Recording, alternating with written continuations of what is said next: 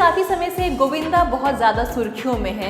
वजह भी आप सबको बहुत अच्छे से पता है, और अगर नहीं पता है तो चलिए मैं आपको बता देती हूँ। गोविंदा और उनकी पत्नी के बीच पिछले काफ़ी समय से उनका जो रिश्ता है वो अच्छा नहीं चल रहा है, जिस वजह से अपनी शादी के 38 साल बाद दोनों तलाक लेने वाले हैं। काफ़ी समय से ऐसी खबरें आप लोग को भी पता चल रही होंगी, आप लोग भी देख रहे होंगे, सुन रहे होंगे, और काफ़ी रिपोर्ट्स में इन खबरों की पुष्टि भी की गई है। तो वहीं अब गोविंदा के वकील ललित बिंदल ने ऐसा कहा है कि सुनीता ने पहले तलाक की अर्जी दाखिल की थी, फिर बाद में उन्होंने अर्जी वापस ले ली है, और अब खुद गोविंदा की वाइफ सुनीता आहूजा ने इस पर रिएक्ट किया है। सुनीता ने एक चैनल को दिए इंटरव्यू में अपने और गोविंदा के रिश्ते के बारे में की जा रही बातों पर रिएक्ट करते हुए बोला, वो बातें पॉजिटिव हैं या नेगेटिव हैं। पॉजिटिव है मुझे पता है, मैं सोचती हूँ कुत्ते हैं लोग भौंकेंगे। मैं बस इतना कहना चाहूँगी कि जब तक आप मेरे या गोविंदा के मुंह से कुछ ना सुन लो, तब तक आप ये मत सोचो कि क्या है क्या नहीं है, सब ठीक है।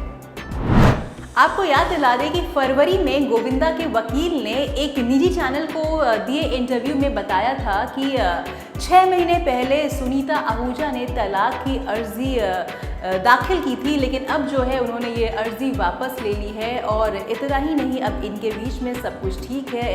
ये लोग नेपाल भी गए थे, पशुपतिनाथ मंदिर भी गए थे, वहाँ पर दर्शन भी किए थे।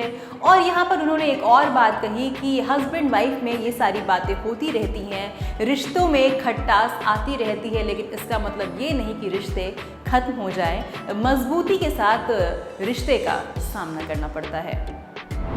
गोविंदा और सुनीता उस दिन से सुर्खियों में आए जब गोविंदा के पैर में गोली लग गई। जी हाँ, गोविंदा अपनी लाइसेंसी रिवॉल्वर को साफ कर रहे थे, तभी मिसफायर हो गया, जिसके बाद गोविंदा को अस्पताल में भर्ती कराया गया।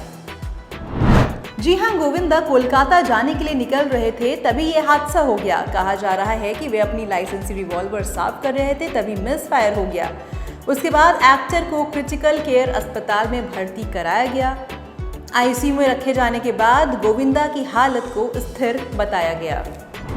इस बारे में जानकारी गोविंदा के मैनेजर शशि सिन्हा ने दी। शशि सिन्हा ने बताया कि गोविंदा जब कोलकाता के लिए निकल रहे थे, तब वो अपनी लाइसेंसी रिवॉल्वर को केस में रख रहे थे, और तभी उनके हाथ से उनकी रिवॉल्वर छूट गई और गलती से मिसफायर हुआ और गोली उनके पैर में लग गई, जिसके बाद उनको अस्पताल में फौरन भर्ती कराया गया। लेकिन अब सब कुछ ठीक है और उनकी हालत में सुधार है, जब से डॉक्टर ने उनके पैर से गोली को बाहर निकाल दिया है।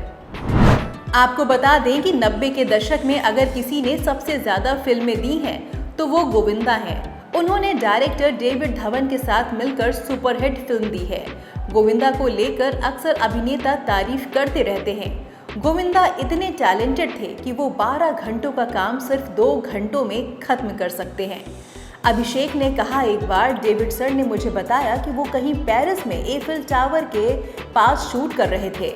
वो वहाँ फिल्म हीरो नंबर 1 का कोई सेगमेंट था, वो शूट कर रहे थे। उनके पास वहाँ शूट करने की इजाज़त नहीं थी और ज़्यादा समय भी नहीं बचा था। गोविंदा ने उनसे कहा कि आप कैमरा चालू कीजिए।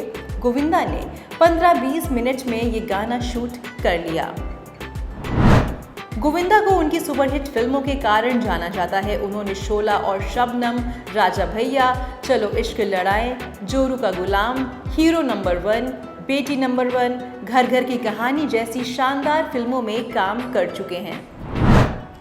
खबरें ऐसे ही नहीं बनाई जाती हैं। जब बात में कुछ सच्चाई होती है, जब कुछ सबूत सामने आते हैं, उसके बाद ही खबरों के रूप में आपके सामने एक बड़ी सच्चाई आती है। जैसा कि अभी आपने गोविंदा और सुनीता आहूजा के केस में देखा, किस तरीके से सुनीता आहूजा साफ तौर पर कह रही थी कि कुत्ते भौंकते हैं, कुत्तों को भौंकने दो, लेट दी डॉग्स बार्क। इस तरीके का स्टेटमेंट सुनीता आहूजा ने दिया है, और ये स्टेटमेंट उन पर एकदम भी सूट नहीं करता है, क्योंकि जिस तरीके से वो इतने पॉपुलर स्टार की पत्नी हैं, तो इस तरह का वाक्य उनके मुंह से अच्छा नहीं लगता। लेकिन फिर भी उन्होंने इस तरह का वाक्य यूज़ किया है, और उन्होंने कहा है कि जब तक सामने से गोविंदा या मैं इस बात की पुष्टि ना कर दें, आपको ये सच एकदम नहीं मानना है कि हम अलग होने वाले हैं। लेकिन जैसा कि अभी आपने देखा कि मैंने पूरे सबूतों के साथ आपसे बात की और मैंने एक एक चीज़ आपको बताया कि कब गोविंदा के वकील ने क्या कहा था, कब अर्जी दाखिल की थी सुनीता ने।